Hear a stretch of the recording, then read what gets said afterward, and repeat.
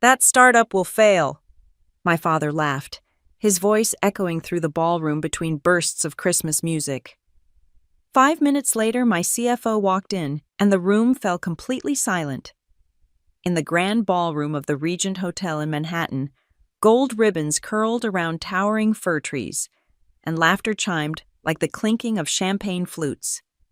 It was the annual Carter family Christmas dinner, an event where appearances meant more than affection. My father, Charles Carter, founder of Carter Investments, held court at the center table like a monarch. My older brother Nathan sat at his right fielding compliments from a cluster of investors who hung on his every word. And me, I was the invisible daughter, the one who'd walked away from the family empire to play with technology. I used to dread these nights. The velvet tablecloths, the smell of cinnamon candles, the polished smiles pretending to be warmth. But this year was different. I wasn't the timid girl they once dismissed. I'd learned that silence can be sharper than any retort. And tonight, I was done hiding. The orchestra drifted into a soft rendition of Have Yourself a Merry Little Christmas as I entered. Heads turned, briefly scanning my simple navy dress. I felt their disappointment like a cool breeze. My mother Eleanor greeted me with that perfect blend of love and judgment. "Elena," she said, brushing my cheek with air instead of lips, "you look comfortable." Her tone made it sound like a sin. Across the table, Nathan grinned. "No date again this year, no," I replied. "My startup doesn't leave much time for distractions." "Startup," my father repeated, swirling his wine. "Still running that little project, are you?" "Still," I said calmly. He nodded, amused. "Well, persistence builds character, even if the venture doesn't." The table laughed. They always laughed. Father raised his glass. "To Nathan," he announced, "for keeping the Carter legacy alive in real business. And to our dear Elena, for proving that failure has its uses." The laughter returned louder this time. The investors chuckled politely. My mother lowered her eyes, pretending not to hear. The warmth in my chest froze solid. I smiled anyway. I used to crumble at moments like this. I used to excuse myself, lock the bathroom door, and breathe through the sting. But the woman sitting here tonight wasn't built to break. Nathan leaned over, smirking. "Maybe next year Dad will invest in your little app. If it's still around by then." I swirled my wine, watching the liquid catch the light. "Maybe," I said softly, "though you might not be able to afford it." He laughed, not catching the warning. "We'll see." And then my phone vibrated. Once, then again. Then 3 times rapid fire like a heartbeat. I slipped it from my clutch under the table. The screen glowed with a push notification. Bloomberg breaking Valora Tech. CEO Elena Carter's net worth surpasses $10 billion following record valuation. I stared at the words, a tiny, quiet smile forming before I could stop it. At the other end of the table, one of Father's associates, a heavy-set man named Martin Hale, checked his own phone. His laughter stuttered. He froze, then slowly turned to look at me.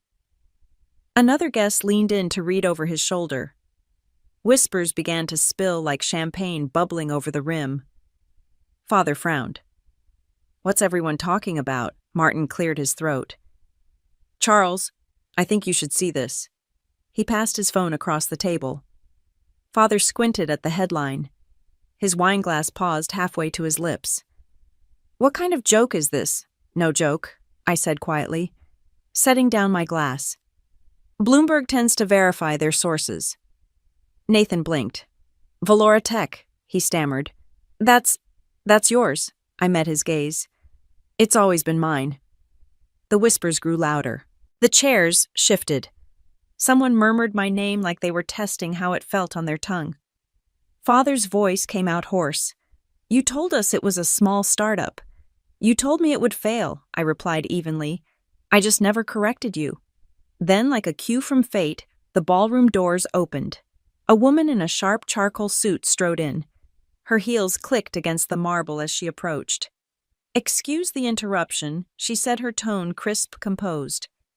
"Mrs. Carter Bloomberg just confirmed the valuation.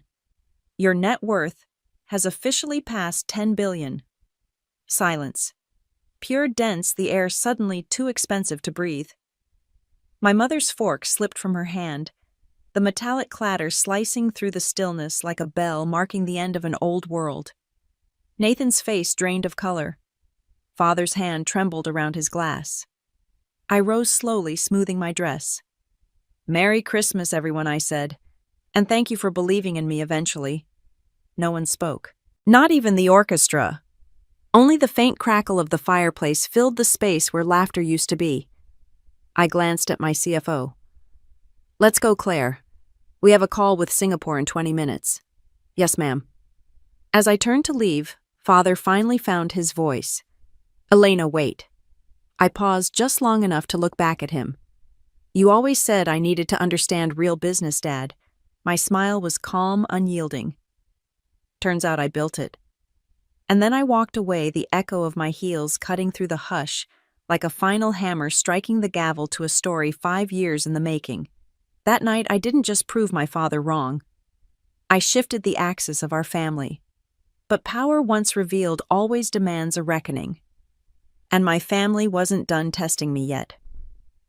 The next morning, Manhattan was still glittering with leftover holiday lights, but my phone had been glowing since dawn. 53 missed calls. 22 interview requests. Bloomberg's headline blazed across every business feed. "The Invisible Billionaire, How Elena Carter Outsmarted Wall Street." I stood by the window of my penthouse, coffee in hand, watching snow flurries swirl over the East River. Somewhere below, cameras were already gathering outside the building. Fame, I realized, arrived like winter. It looked beautiful from afar but felt colder up close. Claire, my CFO, sat at the dining table surrounded by tablets and printouts. "You broke the internet," she said, adjusting her glasses. "Every network wants you. CNN, CNBC, even the Times wants an exclusive." "Decline them all," I said. "For now." She raised an eyebrow. Still planning to stay in stealth mode after that ballroom scene, I turned from the window, meeting her amused gaze. The reveal wasn't planned, but maybe it was necessary. Claire smiled faintly. "You played it perfectly, boss. Controlled, elegant, the exact opposite of your father's reaction." I glanced at my silent phone again. He called 7 times. Your brother 3, your mother once. She hung up before leaving a message. I set my cup down. "Let them wait." Claire hesitated. "You know this will go nuclear in the markets, right? The valuation spike, the media frenzy. It's all power, but it's volatile." "I've handled volatility before," I said quietly. "I grew up with it." At that, she nodded and returned to her screens. The intercom buzzed. My assistant's voice came through tight with nervous energy. "Ms. Carter, your father is downstairs. He says it's urgent." I took a slow breath. "Send him up." Claire looked at me, warning in her eyes. "You sure better to face an earthquake head-on," I replied. The elevator chimed moments later. When the doors opened, Charles Carter stepped out, as if the air itself resisted his presence. He still wore the same tailored overcoat from last night's party, but the confidence that usually clung to him like cologne was gone. "Elena," he began, voice low, almost uncertain. "Coffee?" I asked, motioning toward the table. He shook his head, scanning the panoramic view of the skyline. This is quite the place. "I built it," I said. "Like everything else you didn't approve of."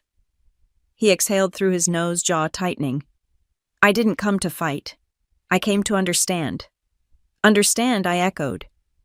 "You spent 5 years dismissing me. What changed Bloomberg?" His eyes darted away briefly, then came back to me. "Maybe I underestimated you." "No," I said. "You didn't underestimate me. You refused to see me." The words hung in the air like frost. He glanced at Claire, my CFO, who tactfully moved to the far side of the room. "Your CFO, yes. The same woman you once called the accountant who should be retired. She built my entire financial model." He grimaced, then turned back to me. "What exactly is Valora Tech?" "Elena, the papers make it sound like some kind of empire." I smiled faintly. "Empire is your word, not mine. Valora builds secure systems infrastructure, AI for logistics, cybersecurity frameworks for international networks, decentralized data routing. We've quietly powered half the Fortune 500 for years. He blinked. That's impossible. A company that size someone would have known. They did, I said. They just didn't know it was mine. Silence settled again. He ran a hand through his silver hair. You could have told us. And heard another lecture about how women don't last in tech? I asked softly. How should I have joined the family firm? No thank you. His voice softened. Elena, you have to understand. When you left, I thought you were throwing your future away. I said, your version of it. For a moment, neither of us spoke. Then my phone buzzed. Claire checked the screen. It's Bloomberg again. They're reporting a 15% surge in Valora's private market value. Also, your brother just gave a statement. My father's head snapped toward her. What statement? She handed me the tablet. The headline read, Nathan Carter comments on sister's company. I'm proud, but we'll see how sustainable it is. I felt the familiar chill creep up my spine. He just couldn't help himself. Father frowned. He's nervous. You embarrassed the family last night. I laughed a sharp sound in the quiet room. I embarrassed you. You humiliated me for years, and the moment the truth surfaces, I'm the problem, Elena. No. I cut him off. You raised me to fight for my place in the world. You just didn't expect I'd build a world of my own. He opened his mouth, then closed it again. Claire's voice broke the silence. Ms. Carter. CNBC just pushed a new headline. The Carter dynasty's shaken daughter's tech empire overshadows Wall Street patriarch. You've officially become the story. My father's shoulders sagged. They're calling it a dynasty, I met his gaze. That word used to belong to you. He sighed deeply, eyes heavy with something between regret and pride. You've made your point. It wasn't a point, I said. It was a promise. To myself. He nodded slowly. Then let me make one for you. The family name may carry weight, but so does yours now. Be careful who tries to use it. It was the closest thing to respect I'd ever heard from him. As he turned to leave, he paused by the door. Your mother wanted to see you. She's processing all this. I'm sure she is, I murmured. When he was gone, Claire let out a breath she'd been holding. That went better than expected. Depends on the definition of better, I said. The snow outside thickened, muffling the city into a distant, monochromatic sound. My phone buzzed again, this time an unknown number. Claire frowned. Want me to screen it? No, I said, answering. Elena Carter. A familiar voice came through the line. Calm, deliberate, too composed to be casual. Ms. Carter, this is Thomas Vale from the SEC. We'd like to discuss Valora Tech's recent disclosures and your sudden valuation jump. My stomach tightened. I see, I said evenly. I'll have my legal team contact you. As I hung up, Claire was already pulling up documents. SEC, she said quietly. They move fast. Not fast enough, I murmured. She looked at me, eyes questioning. They're not the only ones watching, I said. And my family's not the only one who wants a piece of Valora. Outside, the snow kept falling soft, relentless, silent. Just like power when it starts to spread. The doorman called up before I could even finish reading the SEC's follow-up email. Ms. Carter, your mother is here. Of course she was. When Charles Carter couldn't fix something with authority, Eleanor Carter tried to smooth it over with etiquette. I told him last night she'd be processing. Apparently she'd processed fast. Send her up, I said, closing my laptop. Mom entered like she was arriving at a charity gala rather than her daughter's penthouse. Even at 9 in the morning, she was immaculate cream wool coat, perfect hair, pearl earrings that had been passed down 3 generations. The same ones she'd worn to every family event where I was treated like a polite embarrassment. Elena, she said, with that breathy mix of surprise and reproach. You look tired. Running a global company tends to do that, I replied, motioning to the couch. Coffee? She ignored the offer and instead began scanning the apartment. My mind flashed back to the stifling silence of my childhood bedroom, where I read manuals instead of magazines. This is beautiful. Very sophisticated. I didn't realize your little company paid so well. My little company Employs more people than Carter Investments, I said quietly. Her eyes flicked to mine. Your father told me about last night. You humiliated him. I almost laughed. Did he mention the part where he announced my failure to a room full of strangers before dessert? Elena, she sighed the way she used to when I refused to wear dresses as a child. You know your father. He's old-fashioned. He didn't mean harm. No, I said. He meant dominance. There's a difference. Her lips tightened. You always have to win, don't you? No, I said evenly. I just don't like losing to ignorance. She turned away, staring at the muted canvas of the city's hidden ambition. Do you know what it's been like today? Reporters outside our house, calls from every network. People asking if the story is true. If you really built whatever it is you've built. Your father hasn't left his study. Maybe he should start reading Bloomberg, I said. She turned sharply. Don't be cruel. I'm not, I said. I'm just tired of pretending we're a family. Something in her expression faltered like a porcelain doll briefly losing its footing. I did try, you know, when you were younger. But your father, he believed Nathan was the future. He still does. Because Nathan makes him feel powerful, I said softly. And I don't. The silence stretched. She finally looked at me, her eyes distant but softer than I remembered. You always reminded him too much of himself. That I didn't expect. Excuse me, the stubbornness, the ambition, the way you wouldn't settle for being told no. He saw himself in you, and he hated it. I wanted to be angry, but instead I felt something else, pity. Claire, my CFO, stepped quietly into the room holding a tablet. Sorry to interrupt, she said. Bloomberg wants a statement. CNBC too. And the Financial Times just published a feature, The Daughter Who Outsmarted Wall Street.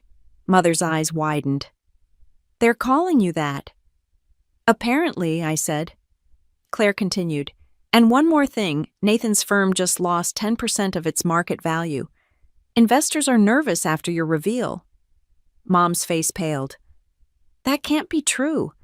It's already trending, Claire replied. I exhaled slowly. He tied his company too closely to Dad's name. The market assumes if Carter Investments is old money, then Valora Tech is the future. It's math, not malice. Mom sank into the couch, shaking her head. This is tearing us apart. No, Mom, I said. This is exposing what was already broken. For a long moment, neither of us spoke. Claire silently slipped away, leaving the two of us alone with the sound of wind against the glass. Mom's voice came thinner, stripped of its usual rehearsed confidence. I don't know how to talk to you anymore. Start by talking to me like I'm not 12, I said gently. She smiled faintly, sad, resigned. You always wanted to be seen. I see you now. It should have meant something. It didn't. I checked my watch. I have a call in 10 minutes with our London division. You can stay if you want. She stood, smoothing her coat. No, I think I've overstayed my welcome. Mom, I said as she reached the door. She paused. I didn't build Valora to hurt anyone, but I won't apologize for being better than what they thought I could be. She nodded slowly. Just make sure you know the cost of being right. When she left, the apartment felt colder. Claire, my confidant, reappeared with 2 files. One good, one bad, she said. Start with the bad. Your brother just went on record with the Journal. He says Valora's valuation is inflated and that the SEC should investigate possible market manipulation. My jaw tightened. He's feeding them. On the bright side, she continued, Bloomberg wants you to live tomorrow morning. They're calling it the interview of the decade. I rubbed my temples. He's panicking. That's why he's leaking. He thinks he can control the narrative. Can he? Claire asked. I walked back to my desk and picked up the framed photo from years ago, the last Christmas we'd all spent together before I left home. Dad stiff in his tuxedo, Nathan beaming beside him, me at the edge of the frame, half cropped out, holding a laptop no one had cared to notice. That picture was worth something to history. I turned to Claire. Schedule the interview, prime time, and find out who leaked to the Journal. I want names. She nodded. You're really going to do it? I smiled, cold and certain. I've spent years building a ghost empire. Now it's time they see the person behind it. As she left, I heard the faint click of the apartment lock engaging, severing the last link to the old world. Some families pass down fortunes. Others pass down lessons. Mine taught me never to wait for permission to speak. Tomorrow the world would finally hear my voice. The makeup artist adjusted the mic clipped to my blazer hands, trembling slightly. "You're alive in 30 seconds, Ms. Carter." Behind the camera wall, the studio lights flared hot against my skin, blindingly white. Across from me sat Avery Collins, Bloomberg's star anchor, the woman known for slicing through CEOs like butter. "Relax," she said with a smile that didn't reach her eyes. "Just a friendly chat between two women who run the world." "Only one of us needs ratings," I replied. Her assistant counted down 3, 2, 1. The red light blinked on. "Good morning, everyone," Avery began, her tone smooth, camera ready. "Today we have a woman the business world can't stop talking about, Elena Carter, founder and CEO of Valora Tech, the company recently valued at $10 billion. Elena, congratulations. How does it feel to go from invisible to billionaire overnight?" I smiled. "It took 5 years to become an overnight success." She leaned forward, hungry for a soundbite. "Your story has captivated people. You built Valora in secret under the radar of your powerful family. Why? Because building something extraordinary requires absolute strategic quiet. Noise attracts vultures." "Interesting," she said, flipping a page of her notes. "Speaking of vultures, your brother Nathan Carter told the Wall Street Journal that Valora's valuation is, quote, a bubble waiting to burst. Your response?" I kept my voice calm. "Nathan runs a traditional finance firm built in the past. Valora builds the future. Naturally, the past resists extinction." Avery raised an eyebrow. "So this is a rivalry. This is gravity," I said. "The world is shifting. Some will adapt. Some will fall." Her smile faltered just slightly. "You sound confident." "I'm prepared," I corrected. She glanced at the camera, lowering her voice a notch, her tone sharp now. "The SEC has reportedly contacted you regarding your valuation spike. Is Valora under investigation?" "They've reached out," I said, unblinking. "And we're cooperating fully. Every number in our books is verifiable. Every contract transparent." "So you deny any wrongdoing?" "Completely," I said. "But if they'd like to investigate how women-owned tech firms are systematically undervalued until they succeed, I'll gladly assist." A murmur rippled through the control room. Avery blinked once, caught off guard, then recovered. "That's quite a statement. Truth tends to be." For a moment she didn't speak. Then she smiled, this time genuinely. "You're not what I expected. I never am." The interview wrapped in 20 minutes, but by the time I stepped outside the studio, my phone was already vibrating with the heat of the digital current.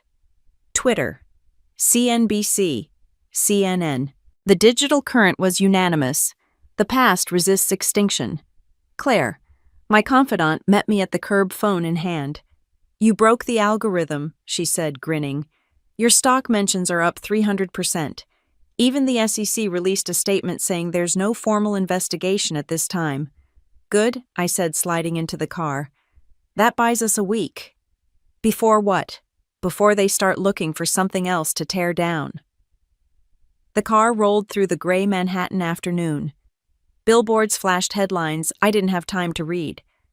At every stoplight, I caught people glancing up from their phones, seeing my face on their screens. Power had a new look now. It wore navy instead of pearls. We pulled up outside Valora's New York headquarters, a sleek glass tower rising above Madison Avenue. I hadn't been photographed entering it before. Today, cameras were already waiting. As I stepped out, a journalist shouted, "Elena, any comment on your brother's losses this morning?" "His stock just fell another 8%. I paused, turning toward the lenses. "Market corrections are normal," I said. "Confidence, however, is harder to regain."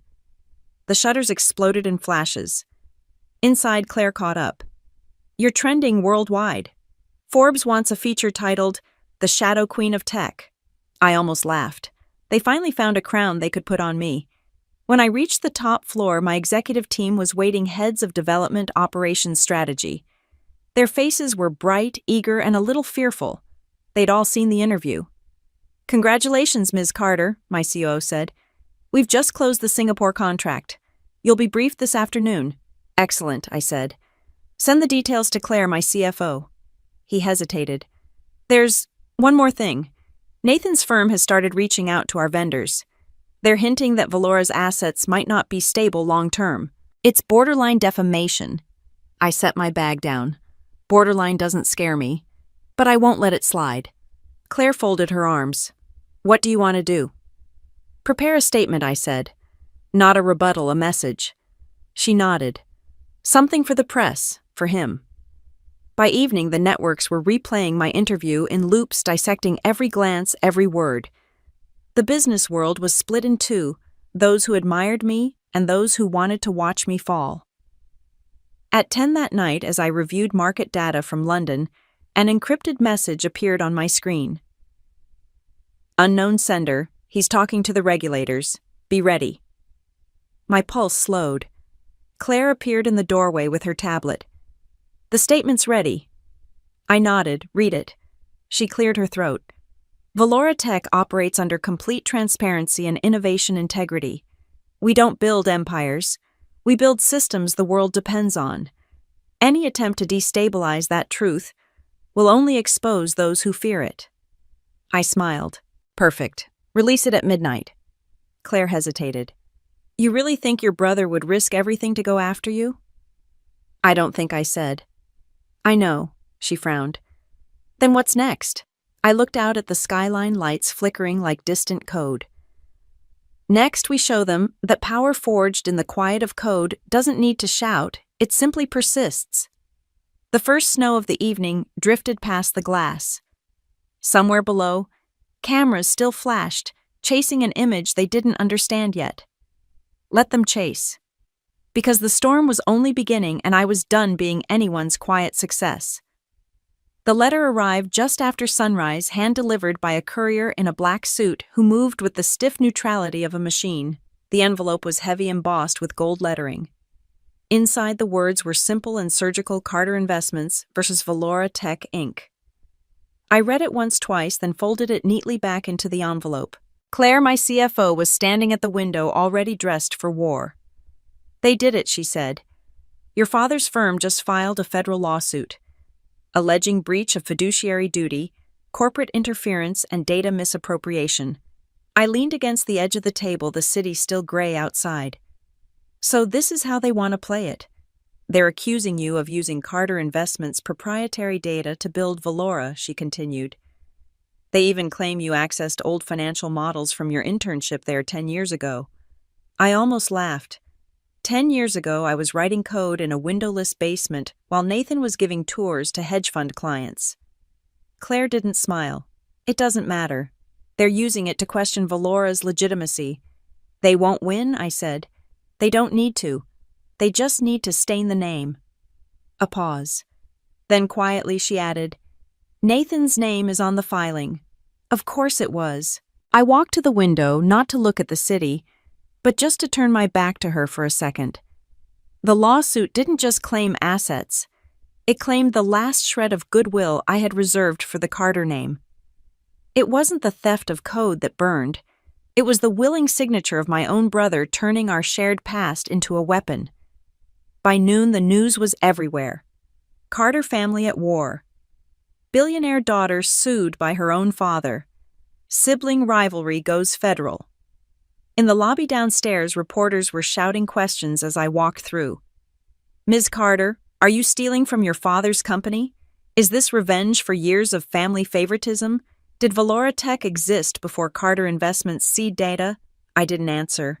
Silence, when wielded correctly, was its own kind of authority. Inside the car, Claire handed me a folder. "Our legal team's analysis. The suit's weak and it'll drag. They want discovery access to Valora's internal code." "That's not happening," I said. "If the court orders it—" The air thickened, a viscous silence, settling over the table, punctuated only by the hum of the cooling systems. "Then I'll bury them in filings until the next century." Claire studied me for a moment. This isn't about money anymore, is it? No, I said softly. This is about control. They couldn't own me, so now they'll try to dismantle me. When I reached Valora's top floor, my general counsel, a meticulous woman named June Patel, was waiting. She handed me a printed statement. Draft for media release. I scanned it. We categorically deny all allegations and remain focused on innovation and transparency. Too polite, I said, crossing out a line. Replace deny with condemn. And add a reminder that Valora has contributed over $1 billion in global infrastructure. Let them choke on relevance. June nodded. You know, in 20 years of law, I've never seen a family sue each other over intellectual property. You've never met mine, I said. By afternoon, we were on every channel again. Nathan appeared on CNBC, his tone calm and brotherly. I love my sister, he said, hands folded. But success doesn't excuse unethical behavior. If she's done nothing wrong, she'll have nothing to hide.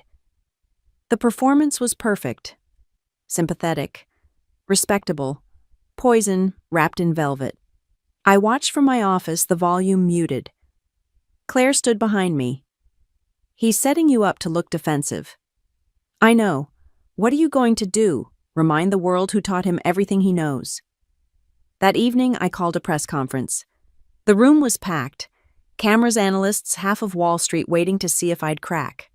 I didn't. My father built an empire on investment, I began. I built one on innovation. The difference is simple. He bet on others. I built my own. Flashes erupted. The lawsuit filed today is not about justice, I continued. It's about control. I left a company that valued hierarchy over progress, legacy over evolution. Valora represents a new generation, transparent, global, and untethered to outdated power structures. A reporter shouted, "Are you saying your family's business is obsolete?" I looked directly into the camera. I'm saying evolution is never gentle. The next morning, Valora's stock stabilized. Investors called, relieved by my composure. Public opinion began to swing in my favor. But behind that calm front, the storm was building. Claire walked in with new intel. They're trying to subpoena internal communication logs. If they get those emails, they won't, I said sharply, because they'll have to go through international servers to get them, and that process will take months. And if they leak something anyway, I looked at her eyes cold. Then we leak back. Harder. That night I sat alone in my office, lights dimmed the city alive beyond the glass. A decade ago, I dreamed of this view, proof that I'd made it. Now it felt like a battlefield. My phone buzzed. A private message from an unknown sender. He's meeting with the SEC tomorrow. He's bringing your mother. I stared at the screen until the letters blurred. My mother. Claire, my confidant, found me minutes later, still holding the phone. What now? She asked quietly. Now, I said, my voice steady. Now they've made it personal again. I stood, sliding the lawsuit back into its envelope. If they want a war, I'll give them one. But they'd better remember I learned from the best. As she followed me out, Claire asked, "Where are we going?" "To rewrite the rules," I said. The elevator doors closed, reflecting our faces, mine, calm, hers, pale. Outside, the city pulsed with headlines flashing like a heartbeat in glass and neon. Carter Vice S. Carter bloodline on trial. And beneath it, smaller, almost hidden, Valora CEO, evolution is never gentle.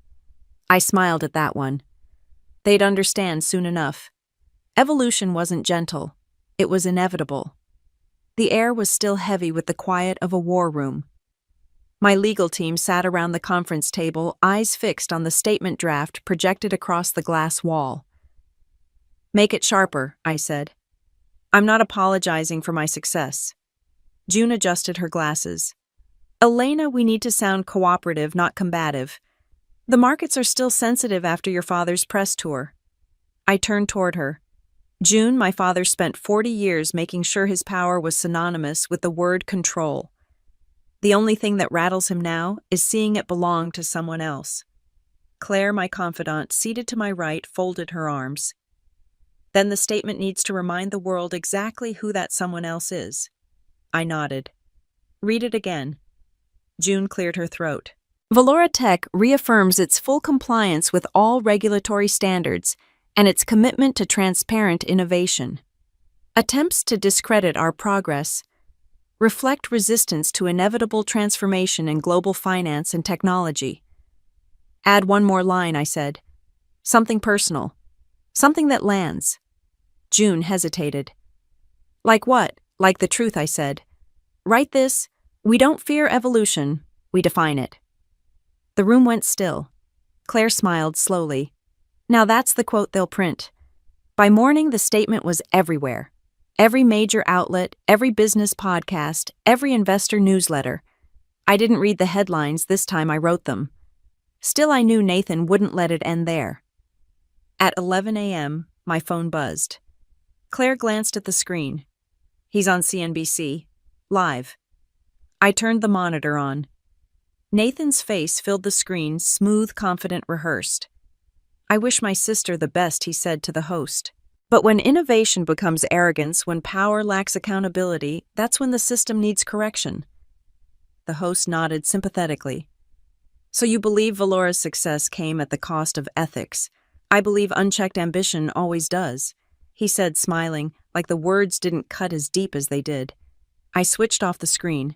June, I said quietly, schedule a call with the SEC. I'll handle it personally. Her eyes widened. That's risky. Let the lawyers... No, I said.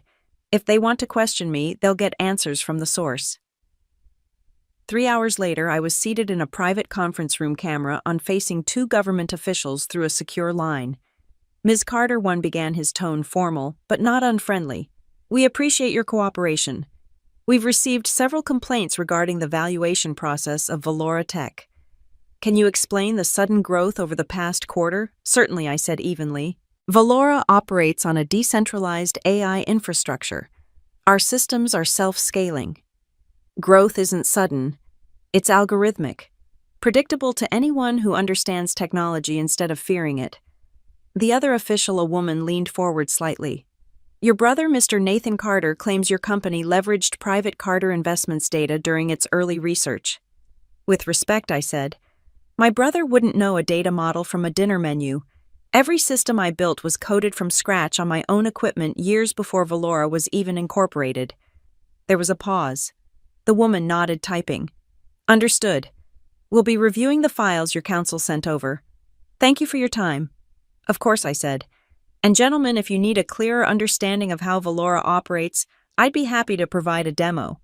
Though I imagine your systems are already running on our architecture.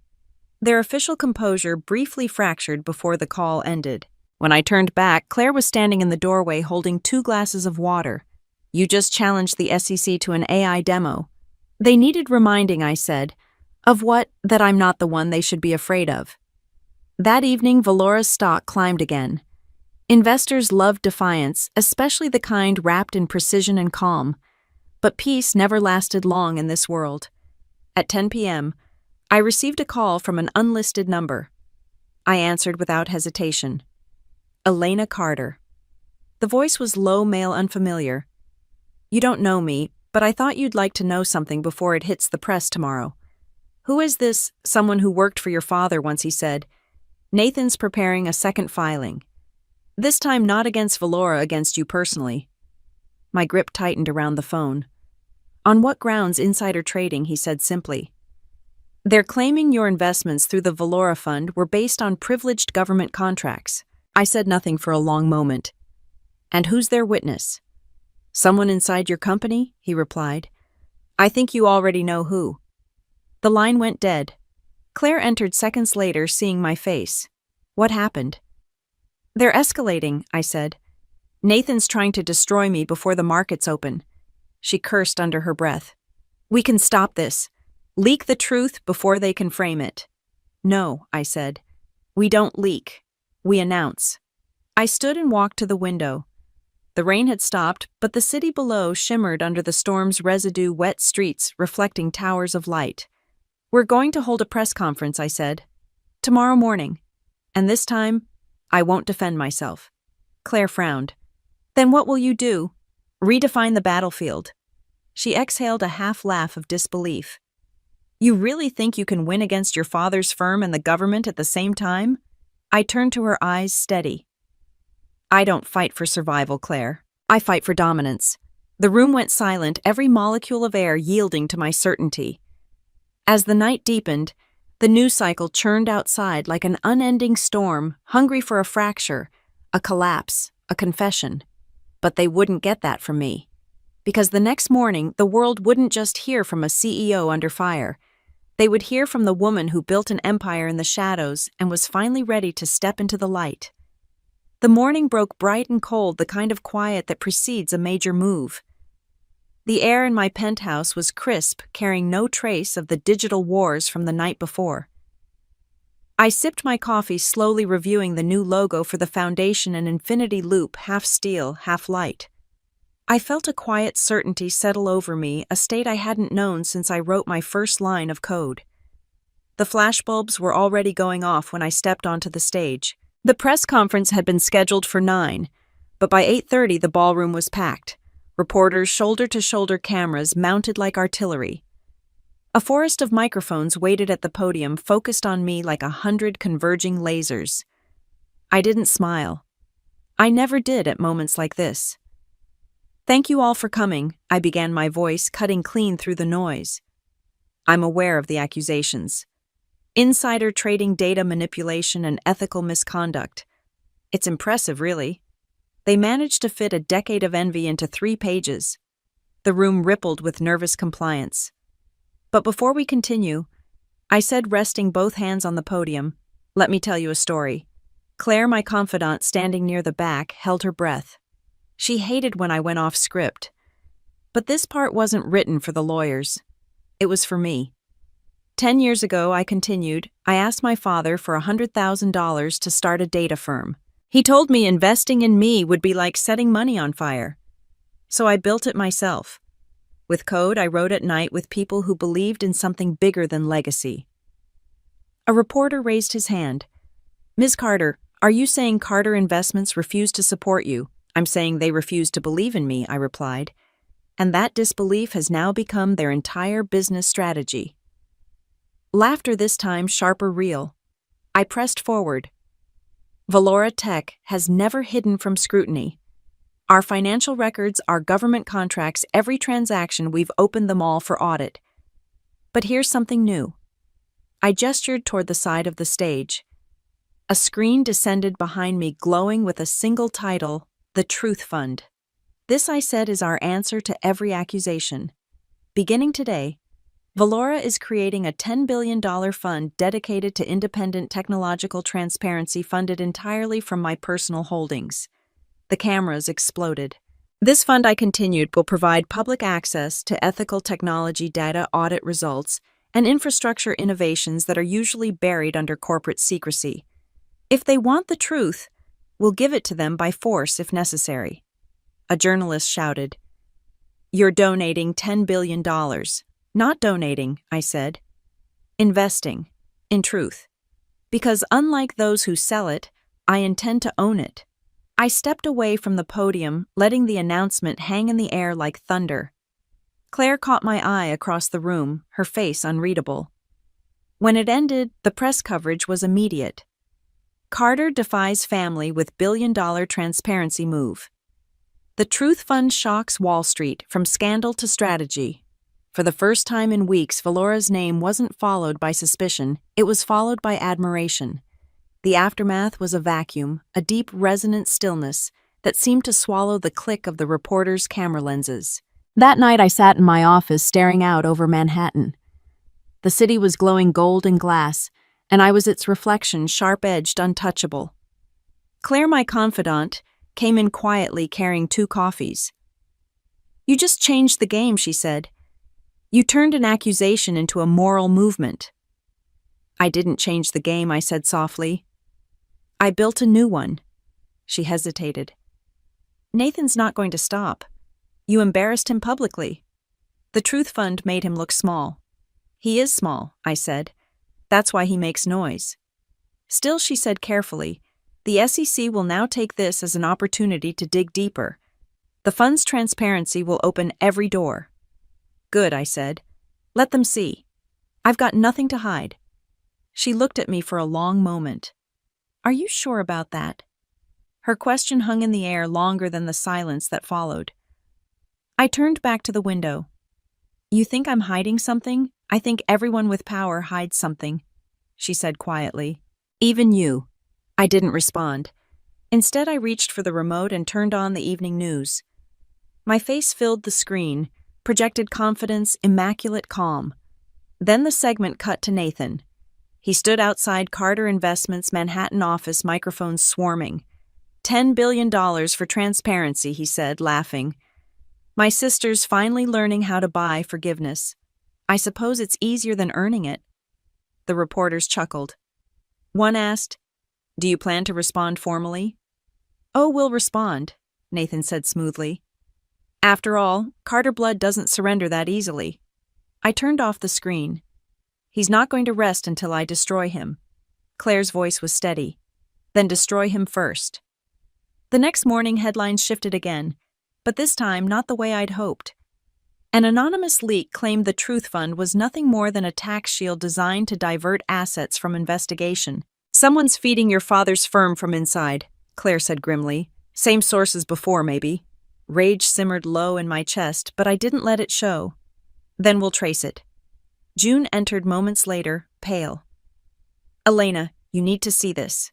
She handed me a tablet. On it, a document signed and notarized, showing the formation of the Truth Fund. And under the list of original incorporators, one name stood out. Nathan Carter. My breath froze. How Claire's voice was sanded down to a whisper. He filed a shadow version before your announcement. He used a shell entity in Delaware to register the name hours earlier. Technically, you just announced his fund. The room felt smaller, the air sharper. June swallowed. He's going to claim you stole the idea. Again. I closed my eyes, letting the fury settle into something colder. He wants to make me look like a thief, I said. Then let's remind him what real ownership looks like. How Claire asked. I turned toward her, the city's lights cutting across my face like fire. By taking something he can't buy. His credibility. I straightened my blazer and walked toward the door. Schedule a private meeting with Bloomberg tomorrow morning. We're going to tell them the truth, my version of it. Claire frowned. And what's that version? I looked back. The one that survives. As the elevator doors closed, I caught my reflection in the mirrored steel composed lethal inevitable. They'd taken my name, my idea, my story. But the one thing they couldn't take from me was the ending. That part, I'd write myself. Bloomberg's studio lights were colder than I remembered. The host smiled at me across the table, polished, careful, the kind of man who could make a corporate takeover sound like a casual dinner invitation. Ms. Carter, he began. Thank you for joining us on such short notice. My pleasure, I said, folding my hands neatly on the desk. Though I assume you didn't invite me here for holiday cheer? A faint chuckle rippled through the crew. He leaned forward slightly. Your brother Nathan Carter has made serious claims that the Truth Fund was in fact his idea registered before your announcement. How do you respond? I met his gaze, calm and direct. My brother has always been fascinated with taking what doesn't belong to him. This is no exception. But I'm not here to argue. I'm here to show you what legacy actually looks like. Behind us, the large display screen flickered to life, revealing a looping video of construction sites, server farms, and newly installed infrastructure nodes across Southeast Asia. 3 years ago, I continued Valoratech partnered with emerging markets to provide digital infrastructure, schools, hospitals, and renewable data grids. The Truth Fund will expand that work, independent of politics or family name. We've already committed $1 billion to projects in the Philippines and Kenya. Transparency isn't a slogan for me. It's a structure. The host nodded, slowly impressed, despite himself. So this isn't damage control. No, I said, leaning slightly closer. This is evolution. My family builds walls. I build systems that break them. The interview ended with applause from the control booth. By the time I stepped into the hallway, my phone was already vibrating with the heat of the digital current. Claire, my confidant, was waiting at the curb with the car running. "You just made the front page again," she said as I slid into the back seat. "They're calling it the legacy deal. Bloomberg's pushing your side hard. Even the markets are reacting. Valora's up 6% already." "Good," I said quietly. "But I'm not celebrating yet." "Because of Nathan?" she asked. "Because power doesn't end with a headline," I replied. "It ends with surrender. And Nathan's never learned how to bow." When we reached Valora Tower, June, our general counsel, was already waiting with new documents. "He's countering," she said, sliding a folder across the table. "Carter Investments just announced their own legacy initiative. They're offering matching infrastructure investments in direct competition with the Truth Fund. It's a PR war now." I flipped through the pages, scanning Nathan's smiling face in the press photo. Same suit, same confident smirk that our father used to wear. The caption beneath read, "Carter family restores integrity to global investment." Claire hissed under her breath. "He's baiting you." "No," I said, setting the folder down. "He's copying me." "That's worse." June adjusted her glasses. "He's also lobbying to block your expansion contracts with the EU. Claims Valora's algorithms give you unfair predictive advantage." "Unfair advantage," I repeated. "It's called innovation." Claire placed a tablet on the table showing livestock comparisons. "The public's divided. Some see you as visionary, others as ruthless. The Carter name is splitting markets in half." I stared at the numbers, red and green rising and falling like pulse lines. The empire I'd built wasn't just code and contracts anymore, it was narrative. Whoever owned the story owned the power. Then we changed the story. I said. How? Claire asked. By giving them something no one expects. That night I drafted a single-page proposal. No lawyers, no PR language. Just one headline: Carter Investments and Valora Tech enter negotiations for joint global fund. Claire's composure finally broke when I showed her. "You want to merge the two names, I want to control the outcome," I said. "If I can't bury my father's empire, I'll rewrite it from within." "Your father will never agree. He doesn't need to. He just needs to see the cameras." The next morning, I arrived at Carter Investments unannounced. The receptionists froze when I entered the marble lobby, the same building I'd once been too afraid to step into without permission. Now they called me Ms. Carter, like it was both a title and a warning. As I rode the elevator up, I recalled the last Christmas dinner where Nathan had whispered, "Maybe next year Dad will invest in your little app." The memory was a dull ache, not a sting. Nathan appeared in the hallway moments later, smiling that same poisonous smile. "Well, well, if it isn't my favorite disruptor. To what do we owe this? Royal visit." "Put down your mask, Nathan," I said. "I'm not here to play." He gestured toward the boardroom. "Then let's talk." Inside the walls gleamed with portraits of our family's men, generations of Carters staring down from gilded frames. I could almost feel their judgment pressing through the paint. "I came with an offer," I said, sliding the folder across the table. He opened it, scanning quickly. "A merger," he laughed. "You can't be serious." "Completely," I said. "We combine the Carter legacy with Valora's future. Equal branding, shared governance. You get the credibility of innovation. I get the resources of heritage. Everyone wins." He leaned back, studying me. "You've lost your edge, Elena. This sounds like a peace treaty." "No," I said quietly. "It's a trap." He raised an eyebrow. "Because if you refuse," I continued, "you'll look like the man who couldn't forgive his own sister. And if you accept, I own you. Either way, I win." His smirk faltered for the first time. "You think you're untouchable?" "No," I said, rising. "I just stopped being afraid of you." The silence between us stretched. For a brief second, I saw the boy he used to be, the one who taught me to ride a bicycle in the Hamptons driveway and helped me install my first Linux kernel. A flicker of that old loyalty, not business but family, crossed my chest, sharp and unwelcome. Then the mask returned. "I'll discuss it with counsel," he said, standing. "Do that," I said, heading for the door. "But remember, legacy doesn't belong to the one who inherits it. It belongs to the one who rebuilt it. That night, as the city lights flickered beneath me from Valora Tower's rooftop, Claire, my confidant, joined me with a glass of wine. "You really think he'll accept?" she asked. "No," I said, watching the skyline shimmer. "But by pretending I want peace, I've given him something new to fear uncertainty." "Then what happens next?" she asked softly. I turned to her, the wind brushing against my hair. "Next, I burn down the myth of the Carter family. And when the ashes settle, Valora will be the only name left." Below us, the world kept moving, trading, whispering, watching. I caught my reflection in the dark window, my face sharp-edged, composed the author of my own rules. The game had changed again. And this time, I was the one who wrote the rules. The morning it happened, the city was too quiet. The kind of silence that meant something was breaking. Claire, my CFO, burst into my office, tablet in hand, eyes blazing. "You need to see this. Raventech's stock just collapsed 70% in under an hour." I looked up from the reports I'd been reviewing. "Raventech. Your brother's company," she said. "They over-leveraged on a semiconductor acquisition. The market just turned. Hard." I stood crossing to the window. Across Manhattan, financial screens bled out digitally in red.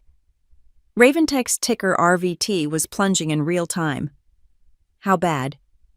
"They're finished," she said quietly. "The European lenders pulled out this morning. Their supply chain is frozen. They're filing for Chapter 11 within the day." I didn't answer right away. The irony was almost poetic. Raventech had built its empire on arrogance, the same kind my father had taught Nathan to worship. "Diversify," I'd once told him. "Build infrastructure, not image." He'd laughed. Now the laughter was gone. The silence in the room was not empty, but filled with the faint, persistent thrum of our servers working the sound of Valora's engine. "Any word from Carter Investments?" I asked. "Not yet. But they've got to be panicking," Claire replied. "Half their portfolio's tied to Raventech. If it goes down, they go down too." I turned from the window. "Schedule a call with their legal team." She blinked. "You're reaching out?" "Yes," I said. "This isn't just collapse. It's an opportunity." Within hours, the call was arranged. On one end, Nathan's general counsel, flustered, defensive. On the other, June Patel, calm as glass, beside me. "We'd like to extend an acquisition offer," I said, voice steady. "Valora Tech is prepared to assume Raventech's remaining assets, including their proprietary chip design, in exchange for full debt absorption." "You can't be serious?" the lawyer stammered. "You'd be inheriting billions in liabilities." "I'll handle the liabilities," I said. "What I want is the infrastructure and the name." Nathan's voice erupted suddenly, unmuted and raw. "You think you can buy me out of my own company?" "No," I said. "I think you've already sold yourself out. I'm just collecting the receipts." He ended the call without another word. By evening, the news broke. Valora Tech to acquire Raventech assets in record collapse. Analysts called it a hostile takeover. They weren't wrong. That night, I walked through the trading floor, watching as the last numbers flickered into place. Valora's valuation had doubled in a single day. Every screen in the building reflected one truth: Raventech was gone, and I was its heir. Claire approached quietly. "They're saying Carter Investments lost half its liquidity. Your father's firm might not survive the quarter." I didn't move. "What about Nathan missing?" she said. "No appearances, no statements. His lawyers are silent too." "Good," I murmured. He finally learned when not to speak. June entered, then holding a sealed envelope. This came by courier. No return address. I opened it. Inside was a single sheet of paper, handwritten, elegant, unmistakably, my father's. "Pride builds empires. Humility keeps them standing. You've forgotten the second half." No signature, no apology, just that. I folded it carefully and set it aside. "Prepare a press briefing," I said. "We're announcing the new integration." The next morning, I stood in front of the cameras again. This time the room was electric anticipation, curiosity, maybe a little fear. Today I began Valora Tech completes the acquisition of Raventech's global operations. This is not just a merger, It's a restructuring of the technological future. Flashes burst. Questions followed. Ms. Carter, are you concerned about antitrust scrutiny? On the contrary, I said. The only monopoly I believe in is excellence. Laughter. Applause. Does this mean the Carter family feud is over? Another reporter called out. I paused, letting the question linger. Feuds end when both sides stop fighting, I said. I stopped a long time ago.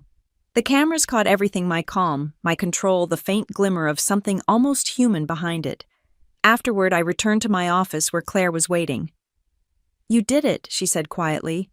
You buried Raventech. I sank into my chair. No. I buried my father's definition of success. She studied me for a long moment. What now? I turned to the panoramic window, the view of Manhattan sharp and impersonal. Now, I said, we rebuild what comes next. The city outside buzzed like a machine, alive, relentless. Later that night, as the lights of Manhattan bled into the horizon, I found myself staring at the old family crest that hung in the conference room, a relic we'd inherited when we bought out one of Carter Investments' subsidiaries.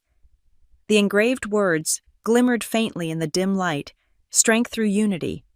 For the first time, I almost laughed. Unity has never been our strength. The division had forged us sharper than steel. Claire's tablet buzzed with a transaction alert, not a message. He's in London. Meeting with private equity, he's not done.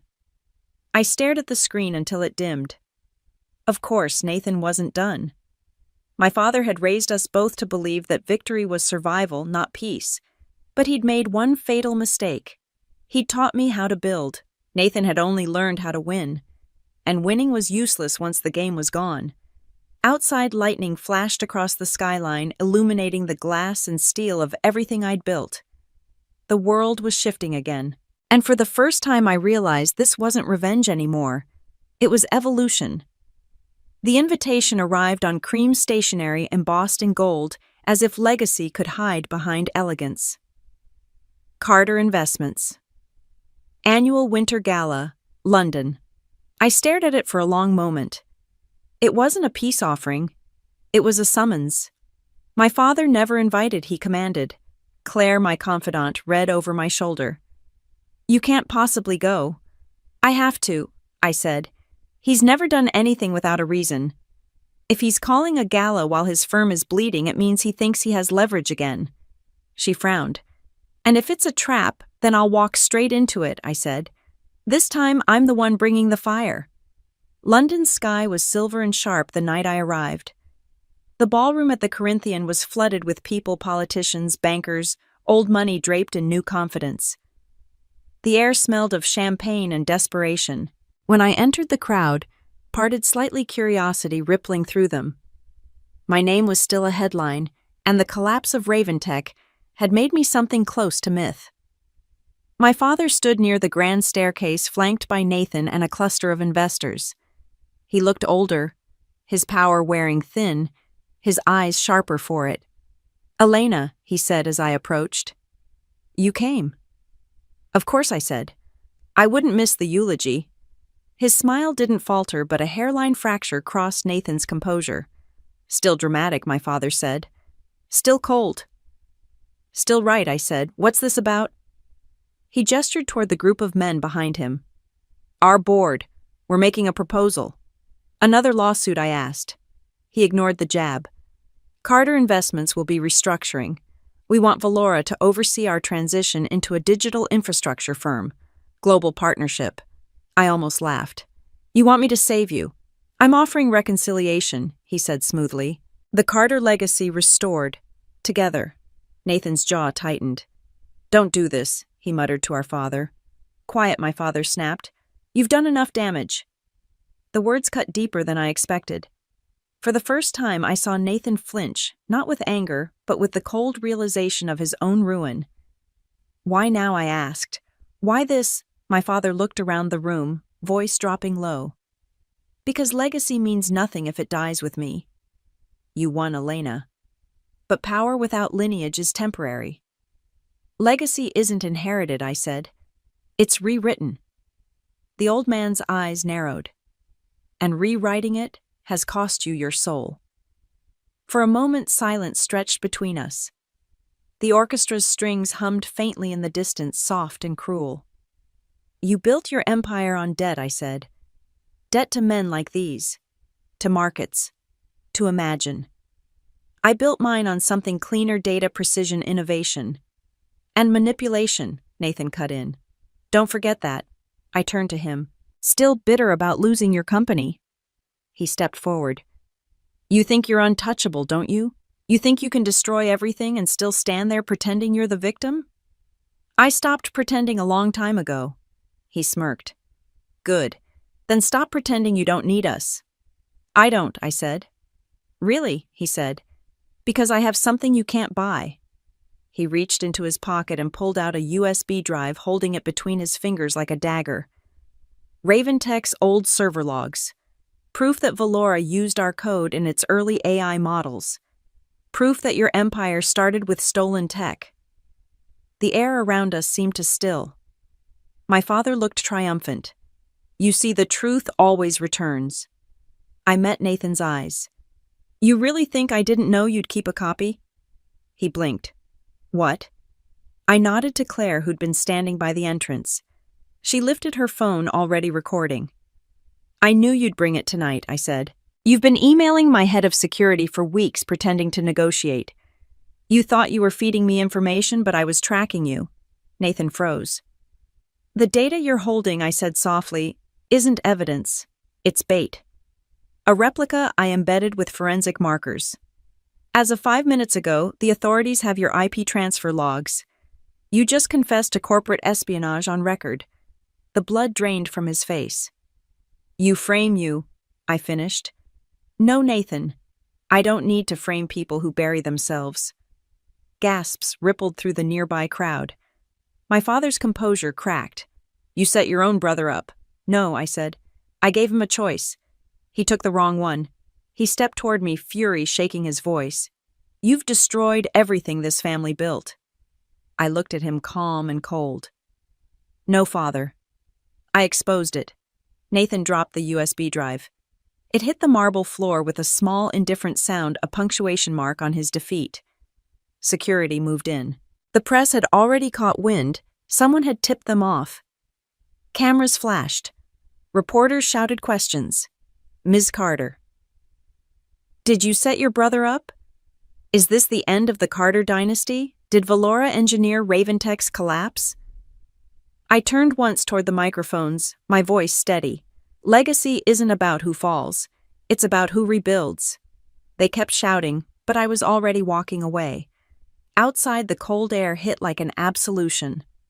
London shone beneath the street lamps, a tapestry of wet asphalt and hard metallic light. Claire caught up to me, breathless. That was brutal. It was necessary. You just ruined your father and brother in front of half the financial world. No, I said quietly. They ruined themselves. I just turned on the lights. She hesitated. Do you feel anything? I looked up at the sky, the faint mist turning the city to glass. Relief, I said. And maybe a little regret. For what? For not doing it sooner. When I returned to the hotel, my phone was buzzing with headlines. Carter brothers implode at gala. Valora CEO exposes family scandal live. The end of the old guard. In the quiet of my suite, I poured a glass of wine and stood at the window watching the city burn gold below. A message arrived from an unknown number. They'll never forgive you. I typed back. They already didn't. The glass trembled slightly in my hand. For the first time in years, there was no one left to fight. I folded the final crumpled letter from my father, the one about pride and humility, and tucked it into my blazer pocket. I would carry it until the debt was fully paid. But as I stared at the skyline, the reflection of my empire, I understood something I hadn't before. Revenge wasn't victory. It was a revelation. And revelation had a cost. Tomorrow, I'd wake to a new world, one where the Carter name no longer defined me. But tonight, standing above the city that had once ignored me, I let the silence settle like the final precise application of a mathematical solution. For the first time, I didn't feel like the daughter of a dynasty. I felt like the woman who ended one. The world didn't end with the scandal, it simply adjusted its orbit around me. By the time the sun rose over Manhattan, my name was the digital currency carried by every headline and feed. Elena Carter topples the family empire. Valora Tech dominates the post-Carter economy. From heiress to architect. The boardroom felt different now. Quieter, heavier, almost reverent. The same people who'd once questioned my decisions now waited for me to speak with the careful attention of a hostile nation listening to terms of surrender. Status, I asked, without looking up from the reports. Claire, my confidant, stood near the window, tablet in hand. Carter Investments filed for voluntary liquidation, the UK. Regulators froze their remaining assets. Nathan's under investigation for data tampering and securities fraud. Your father hasn't made a public statement. And Valora. Our market cap passed $1.2 trillion this morning, she said. You're officially the wealthiest private CEO in the world. The words hung in the air, heavy and meaningless. I'd imagined this moment once victory, vindication, an empire built from ashes. I thought it would feel like freedom. Instead, it felt like silence. Schedule the board meeting for 9, I said finally. I want the new division structure ready. We're not just a tech company anymore. We're infrastructure. Claire nodded. And the Truth Fund. It stays, I said. Transparency will be our weapon now. She hesitated. Elena, after everything that's happened, your family, the investigations, maybe it's time to step back. Let someone else take the front line. I looked up at her. Step back. I spent 10 years clawing my way out of their shadow. If I stop now, I will become another name in the footnotes of their legacy. She didn't argue. She didn't need to. When the board was assembled, I stood at the head of the table. Raventech's assets are fully integrated. We now control 70% of global semiconductor production and over half the AI network patents. That makes Valora not just a company, it makes us the nervous system of the modern world. One of the directors leaned forward, his knuckles white on the table. That kind of dominance will draw attention, Elena. Antitrust regulators. They'll come, I interrupted, and they'll find nothing. Because unlike my predecessors, I build systems that self-regulate. We don't need to hide, we redefine compliance. A murmur of approval circled the room. But in the corner, Claire watched me closely. She didn't clap. She didn't smile. After the meeting, she followed me into my office. You're turning into him, she said quietly. I froze. Into who? Your father. The tone, the control, the obsession with dominance. I've seen this before. I laughed softly. You think building order out of chaos makes me like him? I think you've forgotten why you started, she said. You wanted freedom. You wanted to prove them wrong. But now it's about power.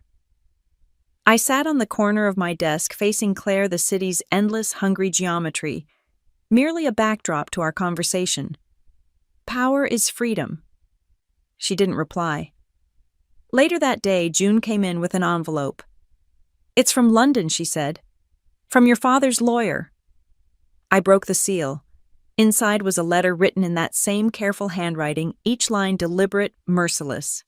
I taught you to fight. You learned too well. But legacy isn't measured in conquest. It's measured in what remains when the dust settles. One day you'll understand.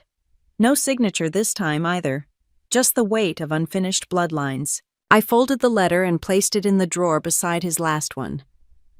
By nightfall, the news broke that Nathan had fled the country. His assets were frozen, his reputation destroyed. There was nothing left of the Carter dynasty but me. Claire came to find me on the rooftop. The world's yours now, she said. You did it. Manhattan stretched below an illuminated grid of consequence and creation. Did I asked. You wanted revenge. You got it. I shook my head.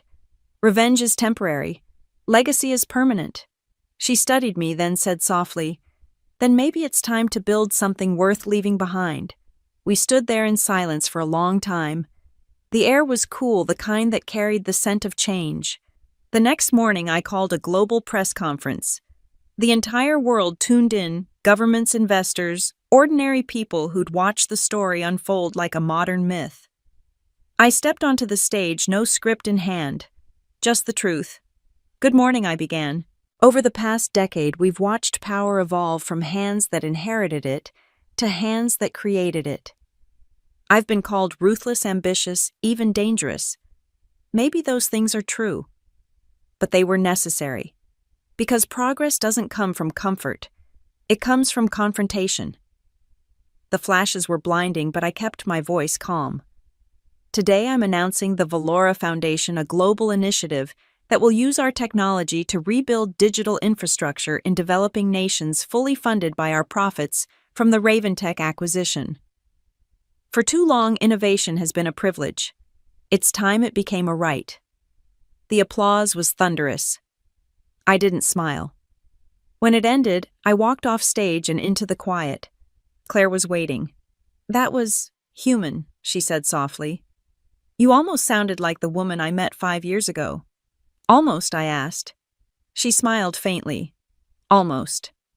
That night I stood alone in my penthouse, looking out over the skyline. The glass reflected back a woman I barely recognized. Sharp lines, colder eyes, but steadier hands. My phone buzzed, another anonymous message. "He's gone." I didn't ask who they meant.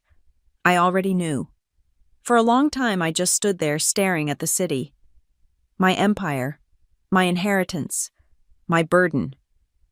In the silence my father's words echoed. "Legacy isn't measured in conquest, it's measured in what remains." I whispered to the glass. To the reflection, to myself, "Then let this remain." The lights of Manhattan burned below like constellations of consequence. Somewhere out there, people were building futures on the systems I'd created. The Carter name was gone. But Elena Carter wasn't. And for the first time, that was enough.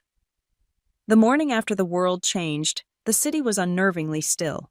The news anchors' voices bled softly from the massive screens across Times Square, reciting the same phrase on repeat. Valora Tech establishes the first autonomous global infrastructure network. I stood at the window of the new headquarters, the one built from Raventech's ashes, watching the sunrise crawl up the glass. The sky wasn't red or gold that morning. It was white, sterile, clean. The kind of light that erased everything before it. "Global markets opened up 5 points, Claire," my CFO said behind me, reading from her tablet. "Europe's infrastructure bonds jumped overnight. Singapore wants a direct partnership with the foundation. And the UN just called, you're being nominated for the Global Technology Leadership Council." I didn't turn. "Of course I am." She exhaled quietly. "You sound tired." "I'm not tired," I said. "I'm finished." She frowned. "Finished revenge is done, Claire. The old world's gone. Now we decide what replaces it." I turned toward her then, and for a moment I saw the woman who'd been beside me since the beginning, sharp, loyal. The only constant through all the shifting tides of power. She'd seen me lose everything, then build a world from first principles. "You're talking about more than Valora, aren't you?" she asked. I nodded. "We built a company that controls data systems, energy grids, and communication networks. But it's not enough to build, we have to govern. The Carter name fell because it clung to control. The new order has to balance it." She tilted her head. "And who gets to decide that balance?" For the first time in years, I smiled. "We do." By noon, the entire world was watching. The Valora Auditorium was filled with government delegates, investors, and reporters. A digital screen behind me displayed the Foundation's emblem, an infinity loop, half steel, half light. 10 years ago, I began. I was told that my startup would fail. I was told no one would invest in a woman who refused to follow her family's empire. And yet, here we stand, an empire built not from inheritance, but from imagination. Applause broke out, but I raised a hand silencing it. But this is not victory. It's a correction. For too long, technology has been a tool of division used to isolate, manipulate, and control. The new order I propose is simple transparency, accessibility, and equity in the digital age. I gestured toward the holographic map of the world behind me, glowing with Valora's global network. Starting today, Valora's core patents and AI infrastructure will be open source under the Truth Fund initiative. No walls, no borders. Innovation belongs to everyone. A stunned murmur filled the room. A journalist shouted, "You're giving away your technology. That's half your valuation, not giving away," I said. "Setting free? Control without contribution isn't power, it's a digital feudalism." Claire stood off stage, her expression unreadable. She knew what this meant. The empire we'd built would lose billions overnight. But it would also become untouchable. No government could dismantle what everyone owned. By the time the press conference ended, the global markets had already reacted. Some analysts called it insanity. Others called it genius. But no one could deny what had just happened. The Carter Empire had fallen, and from its ruins something new had taken shape. That night I stood on the rooftop again. Manhattan stretched below an illuminated grid of consequence and creation. Claire joined me, wrapping her coat tighter against the wind. "You just gave away half the company," she said softly. "I gave the world something it couldn't steal," I replied. "You realize you've made yourself obsolete?" "Maybe," I said, "but I've also made myself immortal." She laughed quietly, shaking her head. "You never stop, do you?" I looked out over the skyline. Stopping was never part of the plan. Silence stretched between us. Then she said, "He'd be proud, you know." "Who, your father?" I let the words settle like dust. "Maybe. Or maybe he'd say I burned down everything he built. Sometimes burning it down is the only way to see what survives," she said. The wind picked up, scattering a few snowflakes across the rooftop.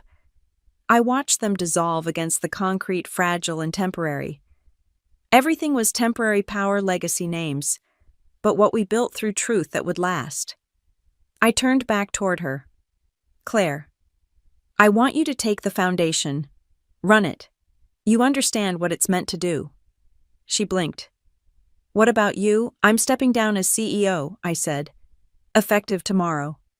Her mouth fell open. "Elena, I've spent my whole life proving myself to people who stopped mattering years ago. It's time to build something for myself." "And what is that?" she asked. I smiled faintly. Absolute velocity requires zero external noise. The next morning, the announcement went live. Elena Carter resigns as CEO of Valora Tech. The world erupted again. Stock prices wavered, governments scrambled, and journalists demanded explanations. But I said nothing. For the first time in a decade, I disappeared. Weeks later, I found myself in a small coastal town in Portugal, where no one cared who I was. The air smelled of salt and rain. The ocean stretched endlessly before me, vast and unclaimable. I reached into my blazer pocket and pulled out the crumpled letter from my father. Without hesitation, I held the paper over the water and let the wind tear it from my fingers, watching the last words of the past vanish over the Atlantic. Sometimes I checked the news. Valora had stabilized. Claire had become the face of the foundation. The Truth Fund had grown beyond anything I'd imagined, thousands of developers, innovators, and dreamers, rebuilding a digital future without borders. And somewhere quietly, Nathan's name surfaced again. A short article. Former CEO begins teaching at King's College. Focus on ethical frameworks. I didn't feel angry, only peace. The world didn't need my war anymore. One evening, as the sun sank into the Atlantic, I opened my laptop and watched the Truth Fund's live map. Dots of light spread across the globe, marking new projects, new systems, new beginnings. A message appeared in the corner of the screen from Claire. "You were right. Legacy isn't inherited, it's shared." I typed back, "Legacy is the echo of what we choose to build. Keep building." Then I closed the laptop, stood, and walked toward the water. The tide was cold, but it felt real. Something the boardrooms and cameras had never been. The ocean roared vast and alive, And for the first time in years, I wasn't thinking about control or reputation or revenge. I was thinking about creation. The new order had begun. And this time, it didn't need my name.